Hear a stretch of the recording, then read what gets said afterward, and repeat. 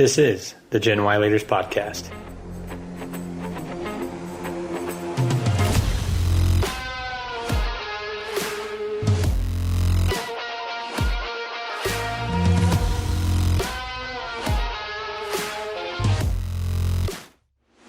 Welcome to the Gen Y Leaders Podcast, where we guide millennials to become the next generation of business leaders and entrepreneurs. I'm your host, Eric Huey, and multiple times a month, we bring you interviews from high-performing millennials who are challenging perceptions and changing expectations of our generation. Our mission is to help you overcome fear, take action, and go confidently in the direction of your dreams. It's time to start preparing now, mainly because 10,000 baby boomers are retiring every day, which will create a vacuum of career opportunities that you've been waiting for. Will you be ready?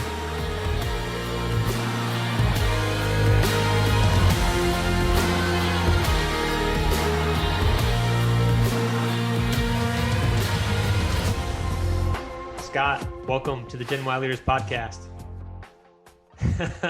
How are you doing? Good. Dramatic intro. This has been, yeah, drum roll, please. This has been a long time coming. I know we've kind of known each other through mutual connections for maybe a little over a year now, but it's really, really great to have you on the show. So I appreciate your time coming on. Yeah, we're the classic millennials that just know a ton of people in marketing and advertising, and Kansas City's got a lot of that. Yeah, most definitely. Scott, if you could just tell people who you are and what you do. So my name is Scott Havens, and I am a shareholder in an organization called Hub International, which is the largest privately held broker in the world. That's a long-winded way of saying we do property and casualty insurance and healthcare insurance. My business partner, Melissa Oliva, and I do healthcare insurance for people over 50 employees. So it may sound like a wide audience, but Kansas City has 71,000 companies, but only about 2,500 have over 50. So there's the interesting nugget for the audience for today. Yeah. Good key takeaway to start us off with. So appreciate that. So Scott, tell us, what's your why? What drives you to do what you do? Why insurance? Well, the why is more connecting people, and the connecting people is more because I found out later in life I had a little issue with dyslexia. So growing up, I was just always, I hate to say it, was just the guy that was always nice to everyone.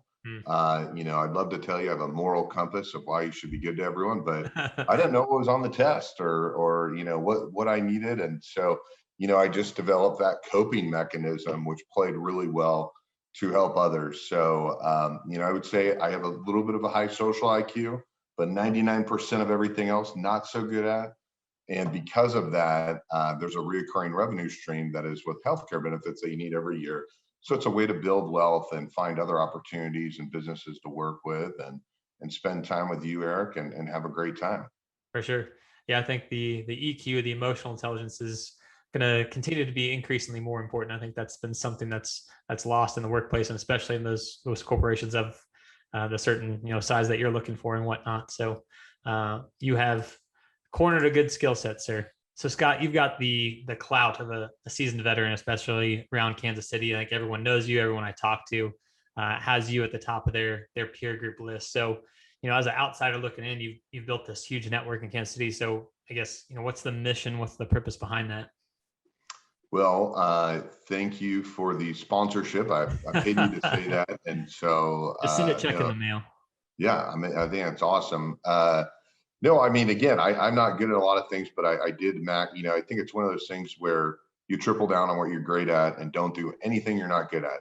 There's big boy and big girl things that we ought to do. Like, for instance, we were just joking around about me having to, do an email or sign something. But in general, the ability to find other people and connect them genuinely has been a skill set. And oftentimes I think that once you realize 95% of people in this world are there to take advantage or have their own initiative, you just focus on that 5% and you'll be super happy. You want to do a pleasantry of meeting everyone one time and get together. But, there was a quote going around when the pandemic started by Mr. Rogers, and it said, in times of crisis, look for the givers. Well, I'll tweak that a little bit. In business, partner with the givers. Yeah. So if you're able to be a giver yourself and you partner with another giver or multiple givers, you'll always be very happy and they'll help grow your business. So for the audience members wanting to follow that advice, Eric, who is an ideal client that you look for that you work really well with? Great question. Um, I'd say people that, have trust, at the top of their mind. The phrase people want to do business with people that they know, like, and trust always comes to mind. So I think trust is a key component for me, because I think oftentimes you can, build partnerships or relationships in business where there is no trust, and, one party's trying to micromanage the other. And, that doesn't really allow for efficiency or, maximum use of time. So I think trust allows one another to get out of each other's way and just trust them to do the job that they were hired to do. Well, specifically, I'm going to narrow down even more. If you had to give a top three industries you work the best with, or a top two, Yeah. what are those top two industries? And typically, I know you work with a wide variety, Yeah. but typically, what's a bread and butter type of client, whether revenue size or employee size? Sure. Yeah, I appreciate that. So it's usually media companies. You can refer to them as, publishers. These fall under the category of magazines, newspapers, what have you, anything that really operates from a baseline of advertising revenue. And usually it's companies in the probably $2 million or less range, maybe between 500K and $2 million, maybe, 5 to 10 employees. That's usually my sweet spot, to where I can come in and add a lot of value and help them transition from maybe what's been a historically print product to, adding a digital component or sister product in digital. So if I want to get on the show and I refer someone 500,000 to 2 million in revenue in media, that's a good way to get on the show. Indeed, that would be awesome. And so what I'm getting at is 95% of the people you'll interact with, you'll tell that to, and they will not do anything with that. Right. Those that do interact with you and do that, those are your partners for the decades to come. I think that's what most people miss in connecting others. And so the secret sauce I do is I just simply connect people that ask for one thing and you give it to them, and vice versa. So there's always a reason for people to be interacting. There's a really well-known company here in town that needed a QuickBooks expert on manufacturing for one of their side companies. Yeah. Both introductions were to exactly that point, that were experts nationwide that could do that from a fractional CFO basis. So, just introducing a CEO or CFO or a business owner is great, but if there's not a purpose behind it where both people benefit, right, that's the last introduction someone's going to take from the other person. Yeah, that's huge. I think that's a great thing to be thinking about, is being a little more intentional in drilling down into what each person needs. Because I feel like so much networking is good, but it's, very high level introductory, and then it just kind of fizzles out and goes nowhere. It's like kind of openly said, keep me in mind kind of thing. But I think that's great advice, to drill down a couple layers deeper and really find out what each party is seeking. Sometimes even keeping people in mind, it's on us as people that want to monetize our interactions and grow revenue to, I start out that question, there's 71,000 companies and only 2,500 have over 50 and maybe even have a CFO. And I typically work with a CFO. And a lot of it's just finding out that folks that are meeting with Eric, they may not know media companies that are in that 500 to 2 million. In fact, I would stress that like 98% of people you're going to interact with aren't going to know those folks. Right. So it's on us, to do, I call it the 9-inning baseball game, to spend the first 8 innings researching. So we're throwing heaters in the 9th. Yeah, for sure. Love that analogy. So legend has it, and correct me if I'm wrong, but I've heard that you've started more than a dozen peer groups. Is that correct? Yeah, I got bored. So I do run 13 peer groups. I sit on 6 boards and run 2 podcasts. And the goal is just bringing people together. And again, I have a partner. I'm 34, she's 41, 7 days a week, 365 days a year. She's handling clients. Yeah. So we actually just closed one of the largest roofing companies in Kansas City, I think the largest, and then also one of the fastest growing transportation firms here locally. And so she's got a lot of work this weekend. Right. I got nothing. So my work's done. I mean, they've already been teed up. Yeah. But now where our teams are getting involved and getting really ingrained. So I don't have to run a business like you do, Eric, or a lot of other folks. My job and the way I've structured my partnership, we're the only co-ed partnership in Kansas City. And we're one of the few, I think, if only partnerships in Kansas City. So it's a model that's worked for us. I don't know if it worked for other people, Yeah. but as long as you are selfless and keep giving the other person credit, Yeah. it's really easy to get along. And also, we don't see each other often. Right. So we see each other maybe like once a week. So we're always really excited to be like, hey, what's up? How are you doing? That's good for sure. It sounds like you kind of going back to your earlier point, or tripling down on each of your strengths, and have that unique partnership that a lot of people don't find. 100%. I don't know if that was a lead-in question, but I'm just going to say correct. Yeah. So two of those groups you started, Top Gun and Drinks with Leaders. I think those are your most recent, maybe your longest running groups. What's the story behind those, and what benefit have you seen behind those? So Drinks with Leaders is something I started with Aaron Folk. Aaron and I are completely polar opposites, and we bring completely different skill sets to the table. Mm-hmm. And I think I'm a dime a dozen, and I feel very lucky that she chose to partner with me. But no one's like her. She can truly reach across all boundaries and circles in Kansas City and find unique business leaders, and we bring them together for a monthly show that Bank of Blue Valley sponsors. And that's wonderful. And Top Gun Kansas City was started, I want to say 7 years ago now. It's the largest peer group in Kansas City, and it's around the millennial generation. So Yeah, plus or minus good 7 years of the movie Top Gun coming out, which also may potentially, it's coming out on theaters. Is it already out on theaters? I'm not sure. The second one, Top Gun 2. Yeah. And then the other peer groups I do are mainly executive only. So folks that of the bare minimum run companies 5 million in revenue or 20 full-time employees. Just hosted a group this morning called Maverick, and there's over 64 members of that all own companies. But the reason the other peer groups are not public is because they're mainly executives. And so when you put your stuff out there on social media, even if it's one time, people then say, oh, you know that company, can I meet them? Right. And it's kind of back to that 95% thing that we were talking about earlier, where they want to sell into something, but they're not figuring out that if I want to work with Eric, I really need to find someone 500,000 to 2 million media, typically 10 to 15 employees, that wants to not focus so much on print, but everything holistically as an approach. Mm-hmm. And so when you post things, that when people find out that you know people, or that I own a speakeasy, it's a private place, then they want to have access to it so they can meet people, as opposed to saying, hey, how can I help Eric grow his business? So Top Gun's a public facing one. And then I produce and put together, it's called From Let It Fly Media, Let Me Be Brief, with Andy Rieger and Matt Basinger.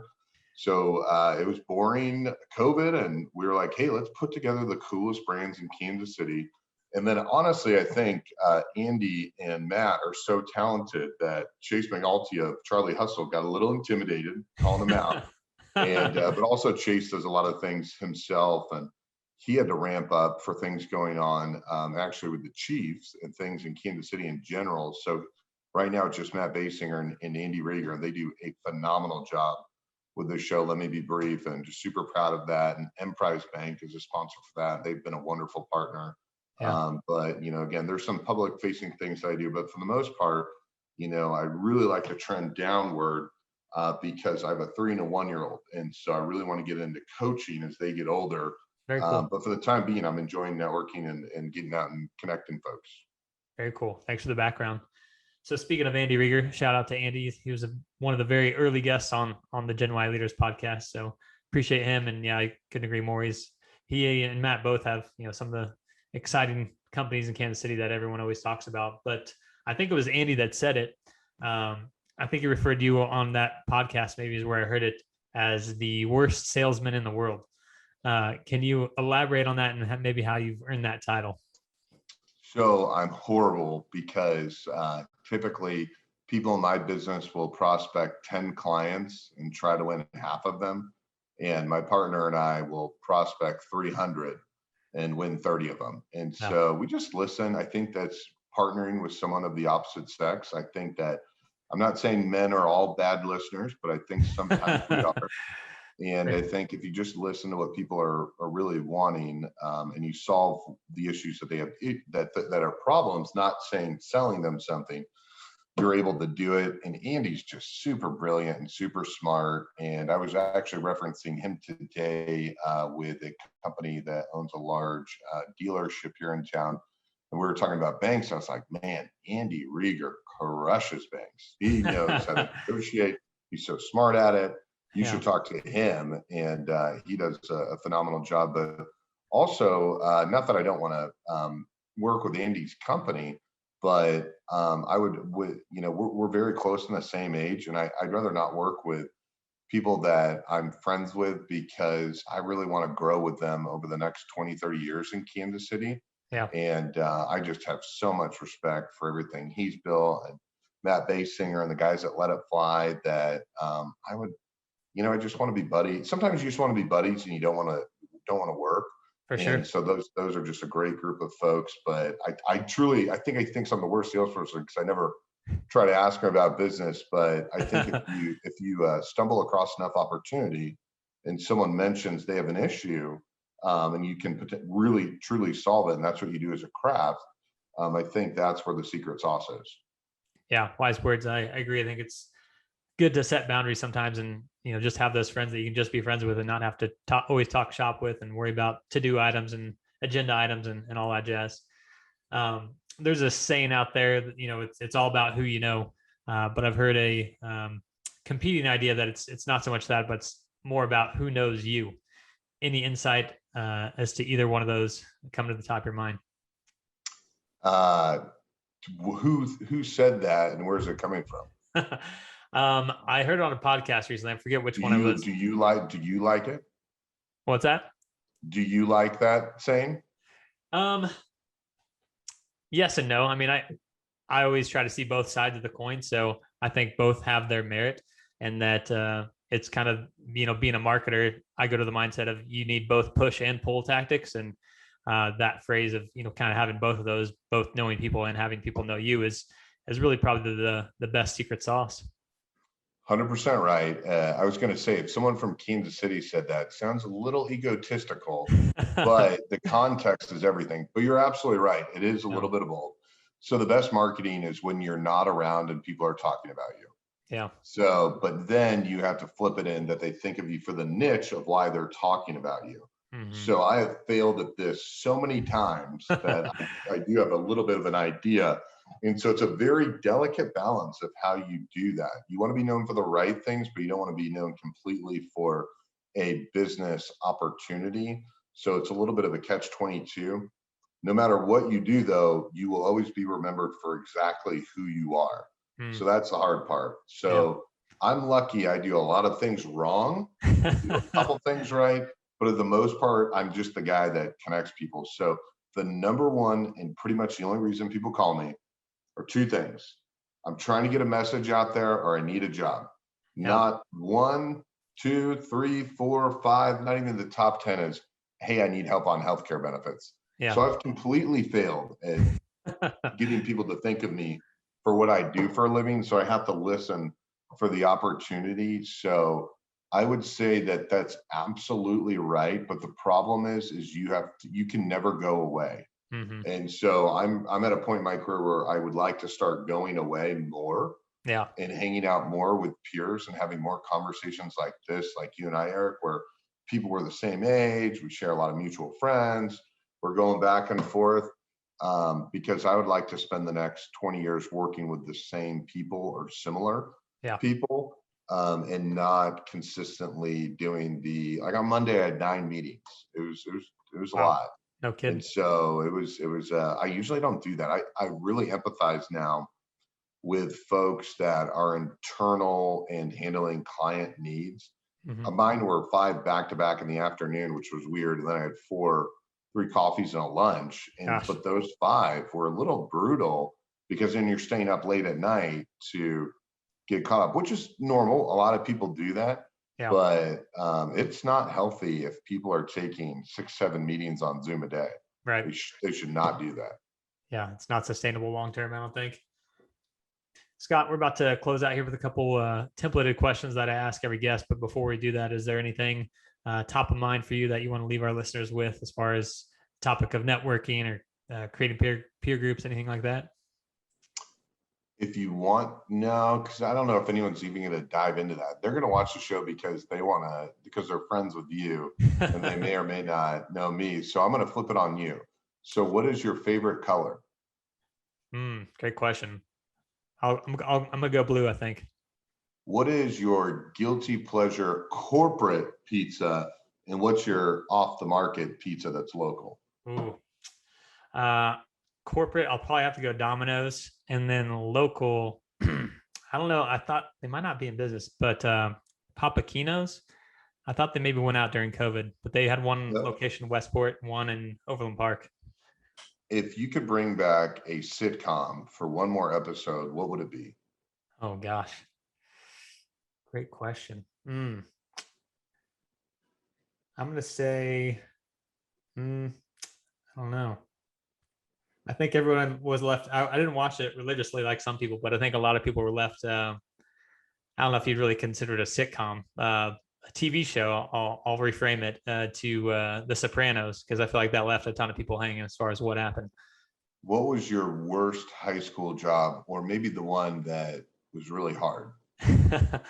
I had one job throughout all of high school, believe it or not, but I loved it, and probably because it was hard. I think it built a lot of character. But it was grooming baseball fields for like a local Parks and Rec, 3 or 4 baseball fields. But I was out there every day during summer, just cutting grass and grooming the fields, chalking lines for the baseball games every night. But what was the first car you ever had? It was a Saturn sedan, 4-door sedan. I think it was the SL2, I think is the model. As we're in the high school frame of mind, what's a fashion faux pas, something you regret or you're proud of that you wore? Ooh, I think the visor. The visor had a peak there, and then for a while, and I rode that for probably too long. So glad to put that one behind me. Did you ever have a puka shell necklace like I did? Puka shell, is that like the seashell? Yeah. I don't think so. I had a couple necklaces here and there, but I don't think I got the she shells. Yeah, there you go. Well, thank you for letting me ask you a wide variety of questions. For sure. Always appreciate the speed round. But Scott, as we close out here, any books or resources that you love that you would recommend to others trying to follow in your footsteps, or really, that would just help entrepreneurs in general? Absolutely. If you have nowhere to go and you don't know anyone, you can always cold call. I did it for 5 years. I actually did everything from Raymore Peculiar, Sedalia, St. Joe, and Leavenworth. So a new pair of shoes every 3 months, because you turn on your left sole and get out of the car. And I have locked myself in a cube for 5 years and cold called. So I do understand to start a network from scratch. Eric, do you know the best way to make money? Add value? No, to already have it. So if you don't have any money and you're not generationally wealthy, you can cold call. So don't recommend it. That's the lowest level, but there's no excuse why you can't do it. And then I understand how hard it is to not have enough money to cover rent or to do what you're wanting to do. But investing in the business journal, especially the phone app, they have a really good one that you can buy typically around Christmas for under $100. You can always call in there and give them a pitch, sell them. Yeah. Say, hey, I got no money. Can I get $89? And then they'll help you and they'll give it to you. But the business journal is the best resource, in my opinion, to get that information. Full disclosure, I do really like them. I'm friends with them, but I think that they do a wonderful job. And those would be the 2 ticket items. And lastly, the third is drive around. Yeah. If you don't have anything going on, drive around, be on your phone, utilize the LinkedIn app, and figure out how to connect dots. So people think that if they read the business journal, if they look at what's in the media, it's oversupply and under demand. It's a ton of people looking at the same stuff. Yeah. What about the trucking company in Odessa, the manufacturing firm in Gardner? Yeah. What about the marketing firm in St. Joe? There's a couple of them. Yeah. How do you find those institutions? Just drive around. You see a lot of cars in the parking lot, probably a big company. Right. So, there's certain things that people do that I think are lazy or they think are smart. Yeah. But really there's some good old fashioned techniques of just connecting the dots. Yeah. Good advice for sure. Some tips that'll never go away, or tactics that'll never go away. So lastly, Scott, where can people best get a hold of you if they want business or personal advice? The best way, and I will offer anyone a lead to their business. I'm really good at generating revenue. If they find a business, 500,000 to 2 million in media, 5 to 10 employees that they refer Eric, I will guarantee them an introduction to whatever company they want if they help Eric get an opportunity that he wants. So in theory, you're exchanging good for good. That's And I right. always say it's like fantasy football. If you trade Eric an injured wide receiver, I'll throw you an injured wide receiver. Give him a starting quarterback, I'll get you a starting quarterback. And I think by doing that, 95% of people will never follow up and never do anything. So therefore, you and I have more time for friends and family, but we gave them the guidelines. Yeah. And so, but if they refer you a piece of business, we will all go to lunch together. Awesome. Appreciate that shameless plug, Scott. Thanks so much. Scott, well, thanks for joining us on the Gen Y Leaders podcast. Really appreciate all your time and insights, and good luck to you in your growing business. Thank you, Eric. See you later. That wraps up today's episode. We hope to have brought you some valuable key takeaways. Most importantly, whatever you learned, take action on it. Apply it to your life. Apply it to your career. Motivation and inspiration only come as a result of taking that first step. So if you're enjoying the podcast, don't forget to like and subscribe on whichever platform you found the show. You can also follow us on all the major social media platforms or contact us directly at genwhyleaders@gmail.com. That's GENWHY leaders@gmail.com. Until next time, I'm Eric Huey, and thanks for listening to the Gen Y Leaders podcast.